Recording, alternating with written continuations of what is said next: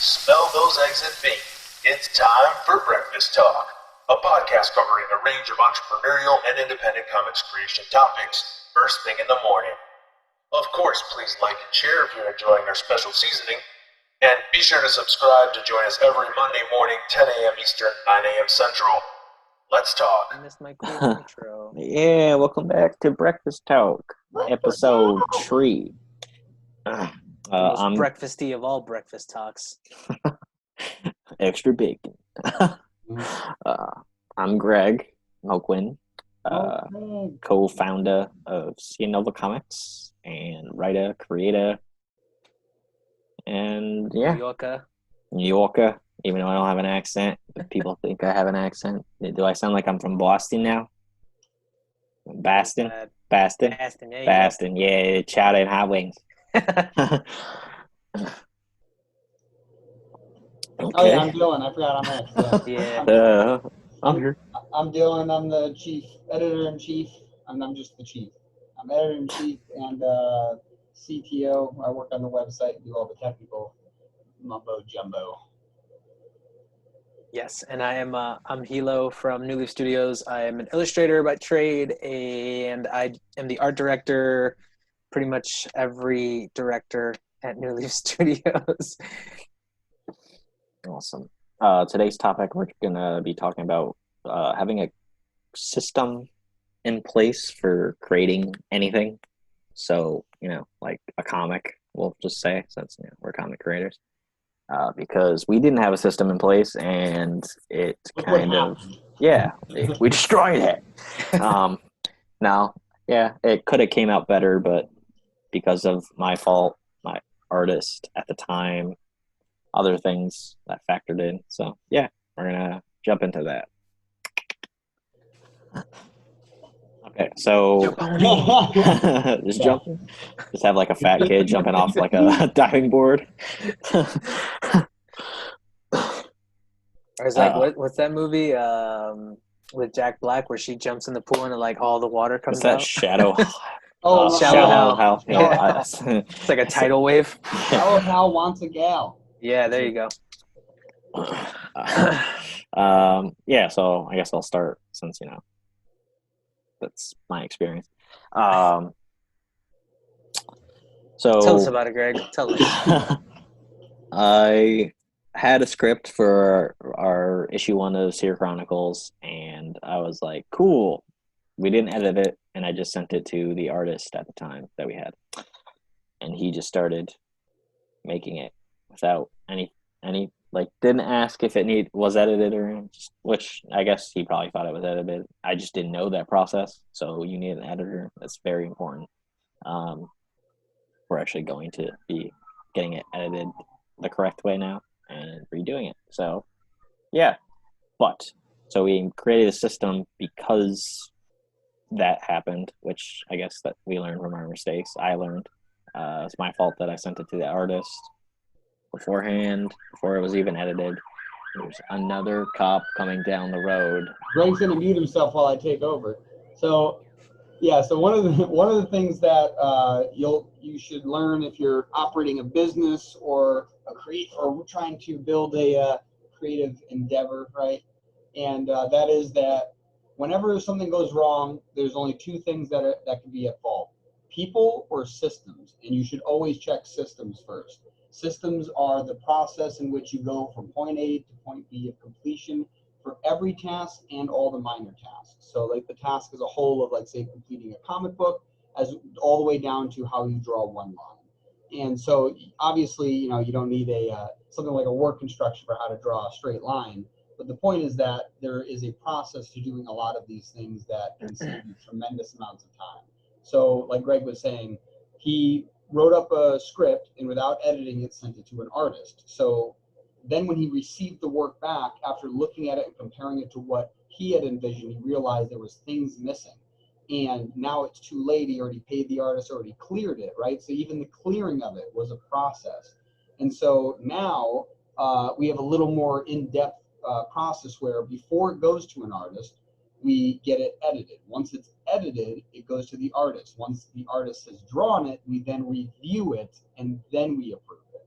And so by making sure that there's a order to everything we do, we know that there can't be a mistake in the system unless a person intentionally doesn't follow the system. And then again, it could even be that maybe you should have a better training system for the people that you're working with.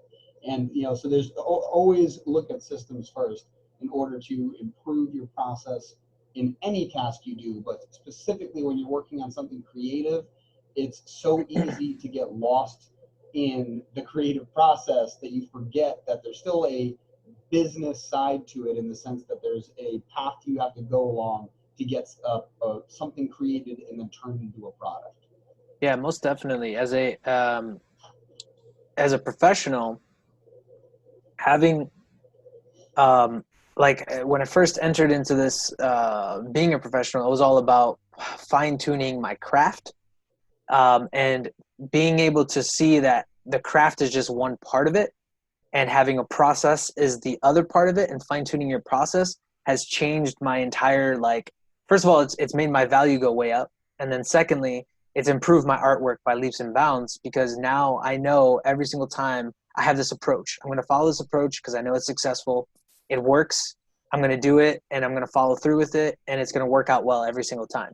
So having that to fall back on and know that, it's not just about this one thing I can do well. It's about every step along the way doing that well, and at the end, it's going to look exactly how I want it, or at least a version of how I want it.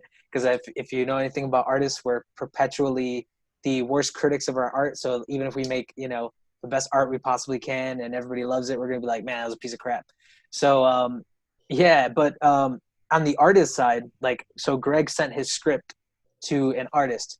What a lot of artists forget is a major step in their process should be to storyboard. And there's something called dummies. And I don't know if a lot of people know what dummies are. Dummies are the step in between a storyboard and in a final sequential pencil. So what it does is it takes your storyboard is supposed to be a loose rendition. It's about getting the gestures, it's about getting the movement, and it's really more panel by panel. So that's what your storyboard is thinking about what's in the panel, how does it move, or how do the characters move, the actions, and it's in a very quick manner. So that's what a storyboard is. And then when you move into your dummies, it's like a more organized process. So you're saying, okay, I already know what's in the panel. Now, how does the composition work? The panel type, which, should I put it as a vertical or horizontal? Should I do something like a splash page? Should I do so? That's more of the figuring out process there. And then when you get to your pencil process, all you have to do is all the thinking is figured out. So now it's all about execution. So what a lot of artists do is they just start on the pencil side. So they're thinking while they're drawing, and they don't have all that stuff thought out yet. So you can kind of tell in some regards that there needs to be less thinking in that stage and more execution in that stage, because typically pencils are that's like the fine art part of your comic. Like the inking and the color, that's kind of like the adding into that fine art. It's like refining it. But the pencils themselves are that's like the meat of the meal, So if you can set yourself up with those two processes, at least storyboarding, at least know what you're going to be putting into those panels before you get there, then you can make your comics just way better. You can make your whole process, everything is more readable. And then when you pass it on to, let's say, and what I was recommending to Greg last time is after your pencils are done, you should have a letterer look at it and do like a sketch of where he would put things, or even, start that process right then and there. So that way, after the pencils, once you move, when you have your lettering done, you can see if all the text and bubbles have enough spacing and it doesn't fight with the composition of the work. And then once you move into your inks, if you need any changes done, you can do that at that point in time, so you don't do it later and there's no conflicts. So yeah, once you pass your artwork off to another person, first of all, messy pencils are a nightmare for inkers. So if your pencils are not clean, it's going to be that much harder for a inker to ink your work, because they're going to be like, wait, is this line important? Is this line not important? What even is this? Is this an arm? Is this a leg? That kind of stuff. So you really have to have your pencils be clean and then send it to an inker so that they can do their job like in an effective way, because being part of a team professionally, a lot of the concern when you're part of a creative team is how efficiently can we get this done. So they'll say ramp back the detail because it's less efficient to do it that way. And simplicity is usually pretty golden. As long as you can read something, it's good enough. Even though you might want to put a ton of detail into it, like as a penciler, as long as you can have a clean, nice image that's easily readable, that's success. So, and then passing that along to an inker that they can, again, add on to that process. It just makes everything more effective. The coloring process, everything just becomes a lot easier from there. Yeah, I was going to say something else on that too is, so for some creators, they might have people who do multiple jobs, maybe an inker who's a colorer or a stenciler who's also an inker. And I would say that if that's the case, then whoever it is that you're pulling on, you should still try to utilize the same processes. So for example, these sketchy lines might not be relevant if they're also the inker, right? But that doesn't mean that you should let them just pencil and ink it without your approval with the pencils, right? And so that's something that even if you're working with somebody who's handling multiple tasks in order to either save money or maybe just, it's a friend that's doing it, still, even if it's yourself doing it, you need, someone else to review it. You want it so that you still stop at everyone like that. The reason that those are distinct jobs is because it's part of a process. So even if one person's doing it, they should still be separated. Like someone shouldn't stencil one page out and then ink it out, then stencil the next page out and ink it out, and all of a sudden you realize that those two pages don't match. Like the people aren't the same. Like it should all go through the same process. Everything should be penciled. Everything should be inked. You need a stopping point at each individual juncture so that you can have some room for editing. Even if, like you said, even if you're doing it, it's your comic, have somebody take a look and say, oh, that's readable. Because sometimes you're the one doing everything, like you should 100% have an outside eye. And because sometimes we think something is readable from our perspective, and then we put it on the page, and then somebody's like, what the hell is this? And you're like, it's so obvious what that is. But but that's the thing, is like our perspective is not everyone's perspective. And when you're trying to reach an audience, especially like a bigger audience, just with your visual interpretation of things, you want to have a mass readability. Again, imagery wise, you can have your niche when it comes to your style and your writing and your overall feeling and design and stuff. But when it comes to readability, it's kind of like the whole "this is my style" thing. Like when you're an artist, when you're in school, the first couple, like the first year, they just like beat the crap out of you and tell you like, if you don't know how to do something, like a lack of knowledge is not your style. Your style is your choice. It's something that you say, I prefer this, so I'm going to do it this way. But if you just lack a skill, like if you don't know anatomy and then you're drawing hands wrong, you're saying that's my style. That's not your style. You just don't know how to draw hands. Picasso he had art before his abstract art. That was phenomenally well, the Leonardo da Vinci style art where it's very crisp. Picasso was a genius. At like 12 years old, he was doing masterworks. So like copying masterworks like perfectly. So and then his style evolved. His style, that was his choice to make, the paintings that he did make, cubism, all that kind of stuff. No, but my point was just to make sure that you're not like getting ahead of yourself and moving too quick. You have to have stops at each juncture, and you have to make sure that people understand it and it is readable, from pencils to inks to all that kind of stuff. You're making a horror comic, and it's going to be dark, but if all your shapes are blended together because it's so dark, it's not readable. So that's not your style, and that's not the style of that genre. That's just a mistake on your part to not have it be readable. Yeah, I actually like my issue was like I was making it like fast process, and like the artist that we had did everything. Well, not everything. He did the pencils and ink part, and he didn't send any like sketches before he started inking. And then I like didn't wonder about that till like midway through, but it was kind of like too late by then. I was like, oh shit. So yeah, I was like, oh well, I paid for this, but like we're like halfway through, and then I also like it was my fault that I wasn't like critiquing it. I was just like happy that my words were becoming art, and you can't do that. You have to actually kind of be a dick, but not be a dick at the same time. Well, no, it's funny because like me as an artist, like it's really like there's a lot of personal styles of doing things. And me personally, I like feedback. Like I like sending people work, like in my clients, I'll send them each stage and I'll get their feedback on it. And if they're not feeling it, like I'll be like, okay, how can I improve it? You know, like, so I never move into another stage without having some feedback. And I kind of hate when I send something to somebody and they give me this very vague kind of general reaction to it. Like, oh, okay. What do you like? Oh no! Anytime I see like art from somebody, usually like unless if it's like a certain person, I like think the art is amazing because one, I can't draw for shit, so like anything that someone draws is amazing to me. Like Dylan was drawing something on like a live on video on Instagram, and that looked like amazing. But it actually was, but it was like Yeah, sick. it's progress. Yeah, He's made it was a lot this of progress. building in like Tennessee. Did you see it, Hector? I saw your like the sketches that you were doing for the course, like the eye and stuff like that. I thought it was like, I was like, oh, okay, like he's actually making some big progress. Yeah. Oh, nice. Yeah. So I was like, oh wow. Oh, is that that's I've been to Nashville and I actually went there. It has like a whole bunch of little ponds around it and stuff. I don't remember if it has ponds around it, but it's the Parthenon. It's the Yeah. There's only one, so if you saw it, you saw it. I just don't remember if there's bodies of water around it. Because I know it's a lot of grass around it, so there could be ponds, but it would be pretty far away.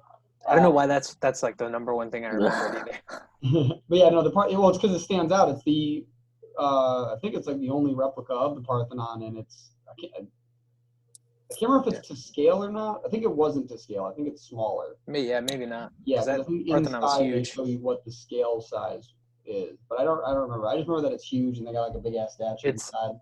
The scale is Stanley Dollars to Dwight Nichols. Or no, what? Dwight Dollars to Stanley Nichols. Nice. Yeah. So the whole point is that even so, like for example, actually, I can show this as an example. Like even when it comes to like animators, when they draw, they have a process, and the first part of that process is drawing in blue pencil because of the way that they would pick it up in scanners. And actually, on this page, you can see that even my tree right here, I used a sphere as a basic, placeholder for this in this drawing. And then I have darker pencil around it, and that's kind of like the penciling and inking. It's the same type of concept where there's a process. Even when I'm drawing for myself, I have a process, and nobody like this isn't. I'm not selling this or showing this off to anybody except for just sharing it with people, but like. I'm not trying to like do anything with it. It's just that's what actually traditional comic artists like when they work on traditional pages, they'll use a blue line first. Yep. Yeah. A photocopy blue line, and then they'll scan it in, and then they'll change proportions, and then they'll right here these what is it? The Prismacolor pencils. Yep. The non-photo blue. Yeah, the erasable color pencils. Yeah. So, but yeah, it's definitely you got to have levels to it, It's just like building a house, building anything like in construction. You have layers and you have certain people doing those tasks and they focus on that one task and move on to the next and to the next and to the next until your house is built. Floor in the house until the first one's fully structured, right? Exactly. Exactly. Yeah. And I was going to say that same process also applies after the creative work is done too. Like now that it's all done, you've got a digital copy, like now you want to get it printed. Well, guess what? You better make sure that each of the files you send to the printer is good. Maybe have them print one for you and send it to you and say, hey, is this good? Like, dude, I my art director at Maui sent me I don't know if it's the Gantt chart, but it's basically like a project management breakdown. And a Gantt chart's the one where there's a timeline, and when this ends, that means another one can begin, and if it gets pushed off, it pushes everything else off. Yes. So he sent me one of those, and what's crazy to me is because like as an artist and doing my comics myself is like the more of the process is in the steps of doing the art, but then when you see it in a Gantt chart, it's like that's just one little itty bitty portion of it. And there's so many levels to it. Like everybody's doing different things, marketing, design, publishing, like all the different levels of it. They do a whole bunch of research with their stuff too. So they even have a whole process before they even start a book. Even marketing, for example, like Greg knows this, before we launch our campaigns for Kickstarter, we start the marketing for that like 2 months in advance. Yeah. And so that's the thing is that's why a Gantt chart is actually highly effective, because you could have stenciling here and marketing here. It can, and it extends past it. But the point is that you know when you should be working on stuff. And so actually maybe that's something we could put in the resources. Maybe we can make like a simplified Gantt chart, like in an Excel file or something. But that's obviously like, it should be like stenciling, inking, coloring, or stenciling, lettering, inking, coloring. Yeah. And by doing it in that process, you can have that drawn out. And then again, for the people that think that their comics are just going to sell because they created it, here's where you start building up your platforms. Here's where you start telling people you're about to launch something. Here's where you start the Kickstarter launch, like stuff like that. Like, And what's realize how much goes into that.